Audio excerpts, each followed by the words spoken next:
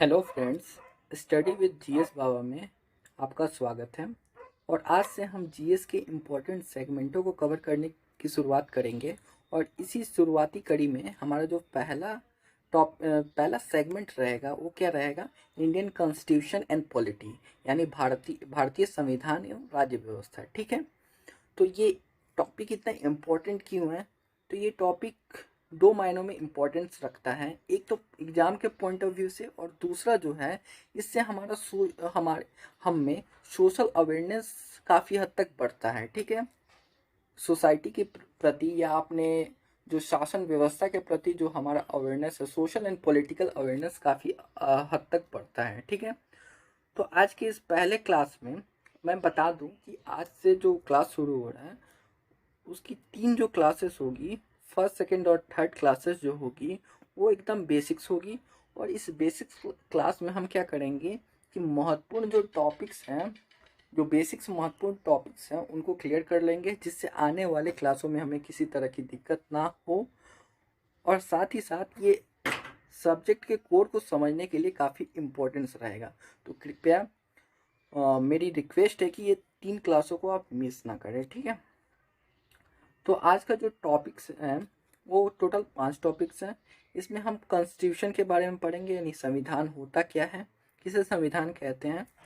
दूसरा, शासन व्यवस्था के बारे में पढ़ेंगे, शासन के बारे में पढ़ेंगे। तीसरा जो है स्टेट क्या होता है, और ये किस तरह के, जो हम व्यवहारिक रूप से यूपी और वेस्ट बंगाल को स्टेट बोलते हैं, उससे किस मायने में अलग है। ठीक है, चौथा जो है हम पॉलिटी के बारे में पढ़ेंगे, जो सब्जेक्ट हम पढ़ने जा रहे हैं राज्य व्यवस्था, उसी का जो इंट्रोडक्शन है क्या होता है और इसमें क्या क्या एरिया आते हैं जिसको हमें आने वाले क्लासेस में पढ़ना है, आज ही हम डिस्कस कर लेंगे।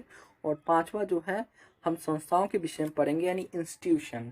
हमने सुना ही होगा कि बहुत सारे इंस्टीट्यूशन जो होते हैं कॉन्स्टिट्यूशनल इंस्टीट्यूशन होते हैं, कुछ स्टेटरी इंस्टीट्यूशन होते हैं और कुछ एक्स्ट्रा कॉन्स्टिट्यूशनल इंस्टीट्यूशन होते हैं। तो किस तरह होते हैं, ठीक है, उसका जो डिवीजन किस प्रकार होता है, तो वो सब हम समझेंगे।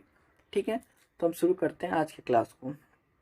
तो आज का जो हमारा पहला टॉपिक है वो है राज्य, यानी स्टेट के विषय। स्टेट, ठीक है, स्टेट क्या होता है? व्यवहारिक रूप में हम वेस्ट बंगाल और यूपी को स्टेट बोल देते हैं, क्या वह सही ही है?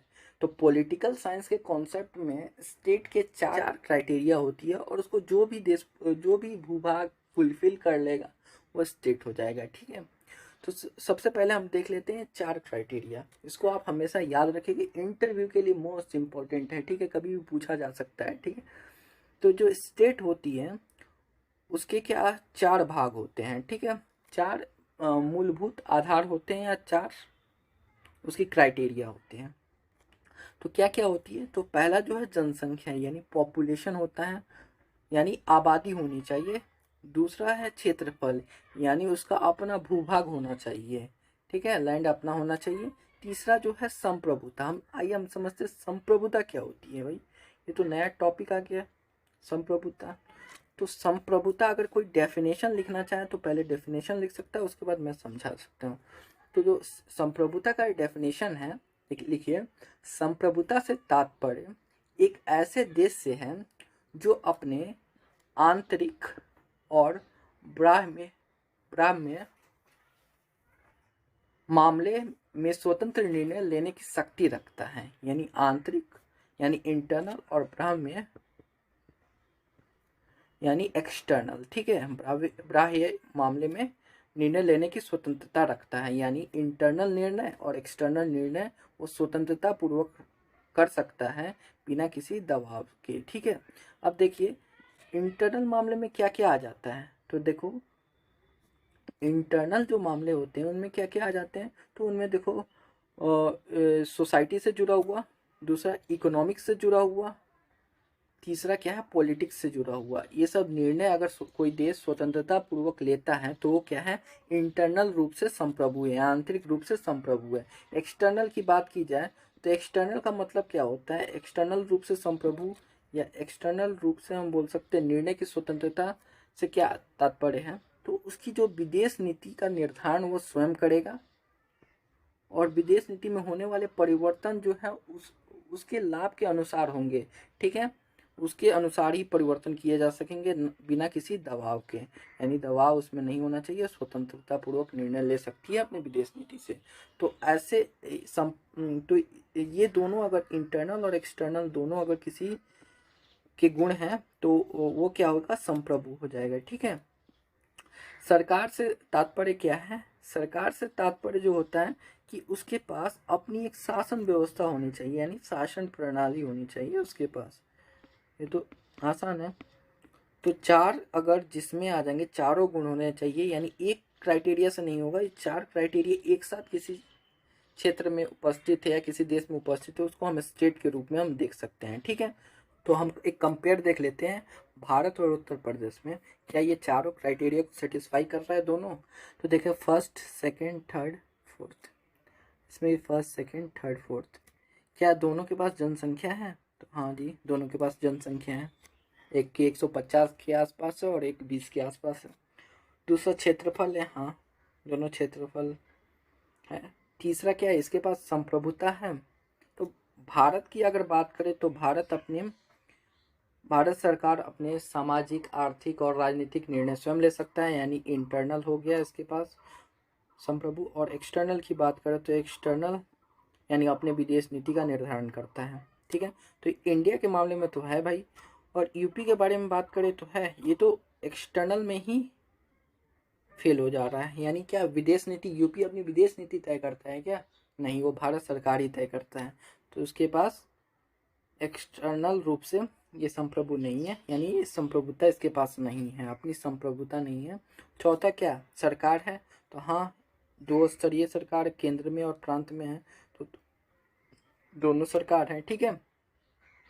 तो हम यहाँ से देख सकते हैं कि भारत राज्य के डेफिनेशन में फिट बैठता है, पॉलिटिकल साइंस के राज्य। और यूपी के पास क्या है, जनसंख्या है,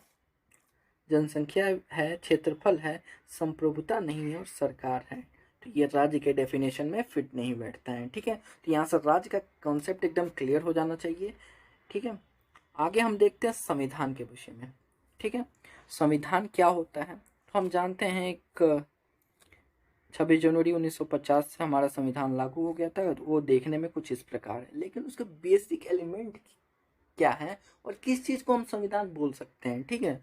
तो सबसे पहले हम देखते हैं संविधान, पॉइंट नोट भी कर सकते हैं, इससे एक आपका एक कॉम्पैक्ट नोट तैयार हो जाएगा जिसको रिवीजन एग्जाम के समय पर आप अच्छी तरह रिवाइज भी कर सकते हैं, ठीक है। तो देखिए संविधान होता क्या है, तो सबसे पहला पॉइंट ये है कि ये प्रावधानों का संग्रह होता है जिसके आधार पर शासन का संचालन होता है। ये एक ही पॉइंट है, मतलब संविधान क्या होता है, तो प्रावधानों का संग्रह होता है जिसके आधार पर शासन का संचालन होता है। यानी प्रावधान बोले तो क्या है, तो प्रावधान बोले तो हम देखते हैं कि संविधान में बहुत सारे अनुच्छेद यानी आर्टिकल्स होते हैं, ठीक है। तो ये क्या होते हैं, इसमें नियम होता है या विधि होती है, ठीक है। तो नियम या विधि का कॉम्बिनेशन हम बोल सकते हैं प्रावधान को, ठीक है। तो ये नियम और विधि का कॉम्बिनेशन होती हैं जो शासन के संचालन में योगदान देती है, शासन के संचालन में योगदान, जिससे सरकार चलती है। तो यहाँ एक आप लोगों के मन में क्वेश्चन अराइज होगा कि भाई शासन क्या होता है। तो देखो शासन ये होता है, शासन का मतलब ये होता है कि जो सार्वजनिक जीवन का संचालन करती है, ठीक है, उसको हम शासन कहते हैं। प्लीज नोट डाउन कर लेंगे इस डेफिनेशन को, जो सार्वजनिक जीवन का संचालन करता है उसको हम शासन बोलते हैं। और यहाँ सार्वजनिक जीवन से मतलब ये है कि पॉलिटिकल, एडमिनिस्ट्रेशनल, लॉ और अर्थव्यवस्था, इस सब से जुड़ी हुई जो सार्वजनिक जीवन की जो गतिविधियाँ होती है उससे जुड़े हुए जो सब्जेक्ट हैं वो सार्वजनिक जीवन में आ जाते हैं। और इसी का संचालन कौन करती है, स्टेट शासन करती है, गवर्नेंस करती है, ठीक है। तो फर्स्ट पॉइंट हमारा संविधान का क्लियर हो गया कि क्या है संविधान। तो संविधान जो है प्रावधानों का संग्रह है जिसके आधार पर शासन, देश का शासन चलता है या शासन का संचालन होता है, ठीक है। यहाँ से दूसरा पॉइंट ये है कि ये देश की सर्वोच्च विधि है। अब देखो सर्वोच्च विधि से ही स्पष्ट हो जाती है, यानी सुप्रीम लॉ ऑफ लैंड है। किसी भी देश का संविधान क्या होता है, सुप्रीम लॉ ऑफ लैंड है, ठीक है। तो यानी हम बोल सकते हैं कि संविधान क्या है, अन्य विधियों के सामने क्या है, बुलडोजर है। ठीक है, यानी ये किस सबको कुचल देगा। यानी संविधान जो होता है, संविधान जो है एक मोस्ट पावरफुल लॉ है, जिसके आगे मतलब अगर जो भी लॉ संविधान को कंट्राडिक्ट कर रही हैं तो वो अपने आप क्या होगी, निरस्त हो जाएंगी। ठीक है, अपने आप वो असंवैधानिक हो जाएंगी। ठीक है, तो इससे पता चलता है कि सुप्रीम लॉ ऑफ लैंड है, दूसरा हमारा पॉइंट हो गया। और तीसरा पॉइंट ये है कि शक्ति का मानचित्र है। ठीक है, शक्ति का मानचित्र है, पहले आप लिख ले, उसके बाद मैं समझाता हूँ कि इसको शक्ति का मानचित्र यानी पावर मैप क्यों बोला जाता है। ठीक है, तो 3 पॉइंट हमने यहाँ से देख लिया। प्रावधानों का संग्रह है जिससे शासन का संचालन होता है, यह देश की सर्वोच्च विधि है यानी सुप्रीम लॉ ऑफ लैंड है, और तीसरा शक्ति का मानचित्र है। ठीक है, पावर मैप है। देखो पावर मैप कैसे होता है, देखो मानचित्र का काम क्या होता है, किसी भी मानचित्र का, जैसे यहाँ हमने भारत का मानचित्र उठा लिया, तो ये मानचित्र का काम क्या होता है। देखो मानचित्र का काम क्या होता है, सबसे पहला काम जो होता है मानचित्र का, वो सीमांकन करना होता है, यानी सीमा निर्धारित करना होता है कि भाई किस देश की सीमा किसके साथ लगी हुई है। मतलब ये हमें यह बताता है कि हमारी सीमा ये है, और हम यहाँ से जो है, यहाँ से मान लेते हैं पाकिस्तान शुरू हो रही है, यहाँ से चीन है, चीन की सीमा शुरू हो रही है, यहाँ बांग्लादेश की सीमा, यहाँ म्यांमार की सीमा, तो ये सीमांकन करता है। ठीक है, बाउंड्री बनाता है। दूसरा जो इसका काम है, ये अस्पष्टता देता है।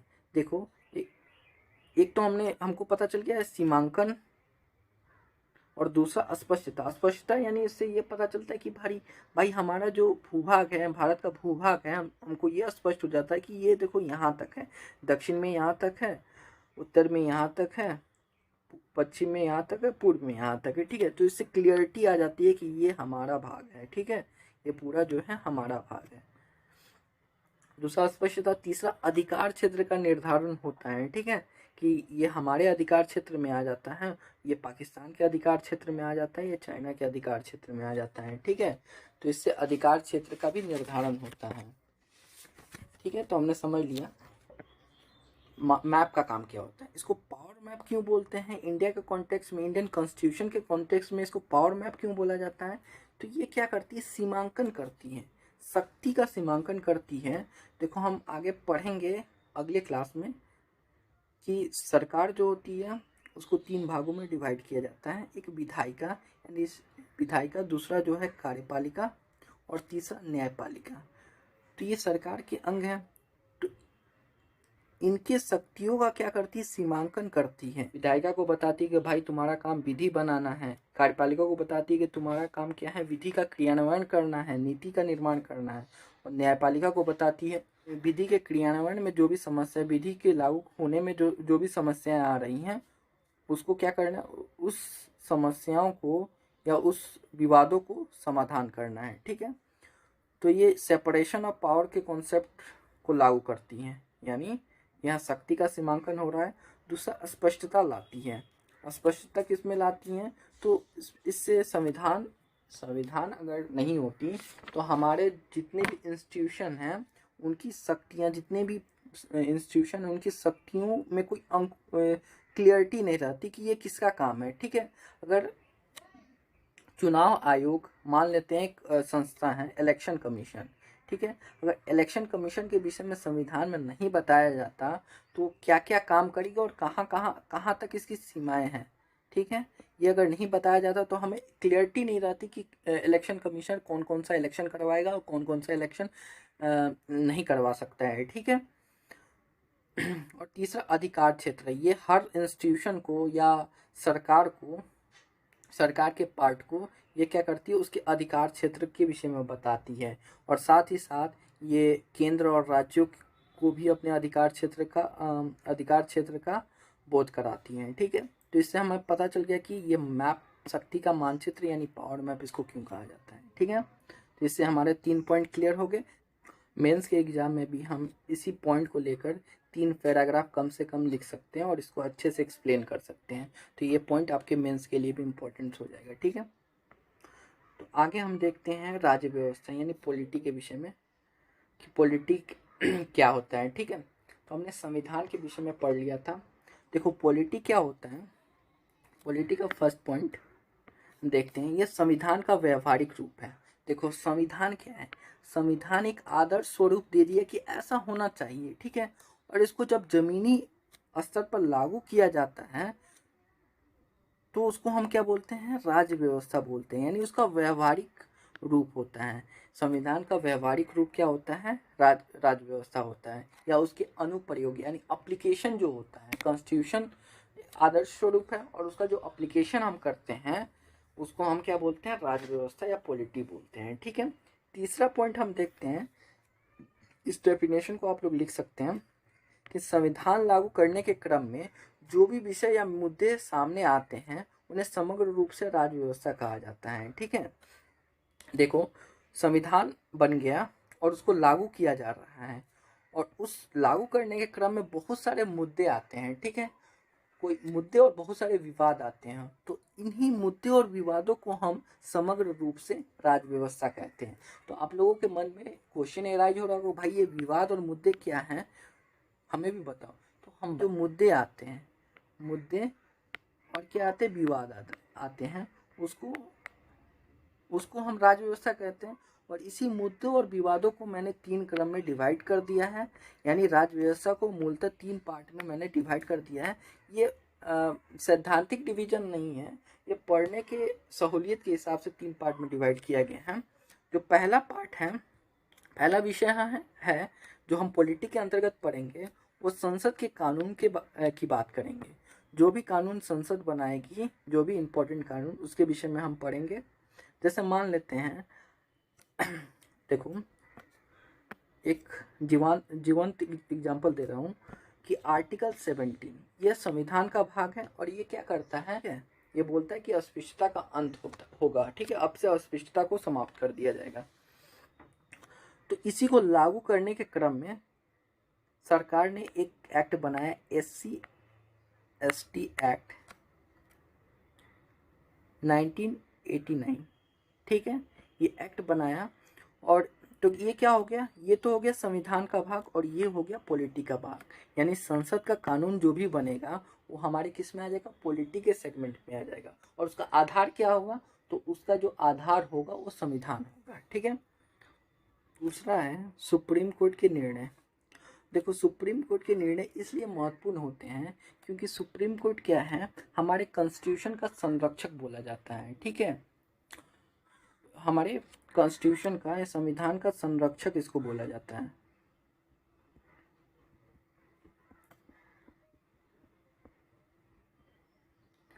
और सुप्रीम कोर्ट जब भी अपनी जो डिसीजन देता है उसमें सुप्रीम कोर्ट के हर निर्णय में क्या होती है, संविधान की व्याख्या की जाती है, संविधान की व्याख्या की जाती है।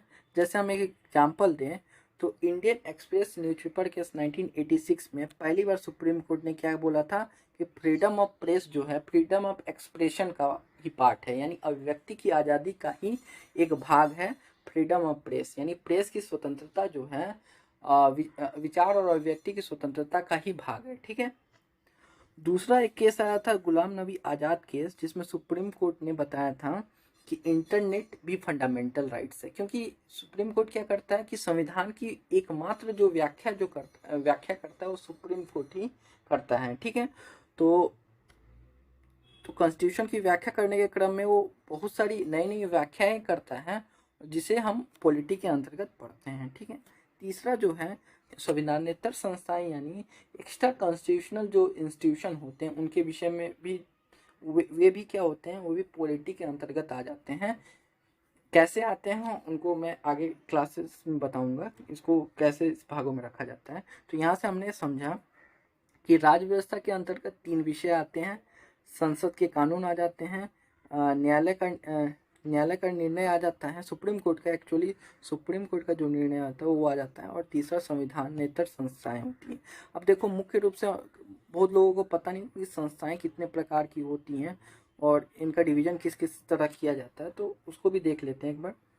देखो संस्थाएं जो होती हैं, अगर देखें राज्य व्यवस्था के रूप में देखें तो संस्थाओं को 3 भागों में डिवाइड किया गया है। पहला जो है संवैधानिक संस्थाएं, दूसरा असंवैधानिक संस्थाएं और तीसरा गैर संवैधानिक या संविधानेतर संस्थाएं। ठीक है, यानी एक्स्ट्रा कॉन्स्टिट्यूशनल इंस्टीट्यूशन। ठीक है, तो सबके बारे में हम पढ़ लेते हैं कि कौन से संस्थाओं का डेफिनेशन क्या है और किसे हम किस तरह के संस्था की कैटेगरी में रखते हैं। ठीक है, तो सबसे पहला जो है संवैधानिक संस्था है। संवैधानिक संस्था क्या होता है कि वे संस्थाएं जो संविधान के प्रावधानों के अनुरूप बनती हैं। ठीक है, वे संस्थाएं जिनका निर्माण संविधान में उल्लेखित है या उनका निर्माण संविधान में किसी प्रावधानों के अनुरूप किया जाता है, वे संवैधानिक संस्था होती हैं। जैसे इलेक्शन कमीशन, चुनाव आयोग, वित्त आयोग। जैसे चुनाव आयोग की बात हमारे कॉन्स्टिट्यूशन के आर्टिकल 324 में की गई है, वहीं वित्त आयोग के विषय में जो बात की गई है आर्टिकल 280 में की गई है। ठीक है, दूसरा जो होता है असंवैधानिक संस्था होती है। देखो ये सीधी सी बात है कि जो संविधान विरोधी संस्थाएं जो होती हैं वे क्या होती है, असंवैधानिक संस्था होती है। ठीक है, असंवैधानिक संस्था होती हैं। एग्जाम्पल हम देख सकते हैं, जैसे एक नॉर्थ ईस्ट में सक्रिय एक माओवादी संगठन है जिसको अल्फा बोला जाता है, और एक सेमी है, साथ ही साथ एक पंजाब में सक्रिय। पंजाब में जब अशांति का दौर 1980 के दौर में चल रहा था तो उस समय एक संगठन सक्रिय था और वर्तमान समय भी उसका नाम न्यूज चैनलों पर देखा जा सकता है। तो उसको बब्बर खालसा के रूप में जानते हैं, बब्बर खालसा। ठीक है, तो ये कैसी संस्थाएं हो जाएंगी, असंवैधानिक, जो संविधान विरोधी है, यानी संविधानों के जो स्ट्रक्चर है उसका विरोध करती हैं। ठीक है, तीसरी जो संस्था है वो गैर संवैधानिक संस्था है या संविधानेतर संस्थाएं हैं। देखो इन संस्थाओं की विशेषता क्या होती है, यह ना तो संविधान विरोधी है यानी अनकॉन्स्टिट्यूशनल भी नहीं है, और दूसरा ना ही संविधान में उल्लेखित है यानी संवैधानिक भी नहीं है। जो संविधान विरोधी होती है वो असंवैधानिक हो जाती है। दोनों तरह की संस्थाएं नहीं है।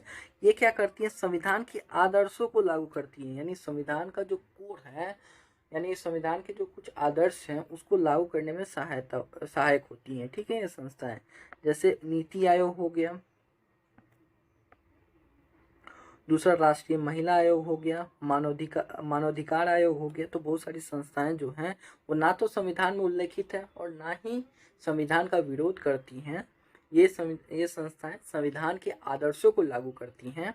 वे क्या कहलाती हैं, गैर संवैधानिक संस्था, संविधानेतर संस्थाएं या एक्स्ट्रा कॉन्स्टिट्यूशनल संस्थाएं कहलाती हैं। ठीक है, अब देखो गैर संवैधानिक संस्थाएं जो होती हैं इनको भी दो पार्ट में डिवाइड किया गया है, और इनका जो डिवीजन हुआ है निर्माण के आधार पर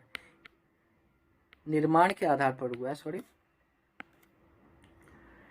इनका जो डिवीजन हुआ है वो निर्माण के आधार पर हुआ है।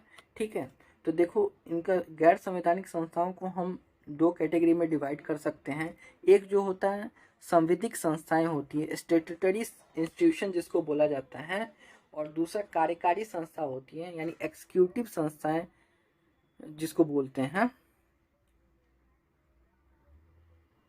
ठीक है, तो देखो संविधिक संस्थाएं वे संस्थाएं होती हैं जिनका निर्माण विधायिका के द्वारा किया जाता है, यानी संसद के द्वारा जो निर्मित होती है उसको संविधिक संस्था बोलते हैं, और कार्यकारी संस्था उसको बोलते हैं जिसका निर्माण कार्यपालिका के द्वारा किया जाता है, यानी राष्ट्रपति के आदेश से जिन संस्थाओं का निर्माण होता है। चूंकि राष्ट्रपति जो होता है कार्यपालिका का प्रधान होता है, तो राष्ट्रपति के द्वारा जिन संस्थाओं का निर्माण होता है उसको हम कार्यकारी संस्था बोलते हैं, और जिन संस्थाओं का निर्माण विधायिका के द्वारा विधायिका के द्वारा या संसद के द्वारा होता है वो कैसी संस्थाएं कहलाती हैं, संविधिक संस्थाएं कहलाती है। देखो संविधिक संस्था का जो एक और लक्षण एक्ट होता है, जिसको एक्ट के द्वारा हम सीधी सी बात, अगर जिसका निर्माण किसी एक्ट से होता है वो कैसी हो जाती है, संविधिक संस्थाएं हो जाती हैं, और जो बिना एक्ट से संस्थाएं बनती हैं उसको कार्यकारी संस्था बोलते हैं।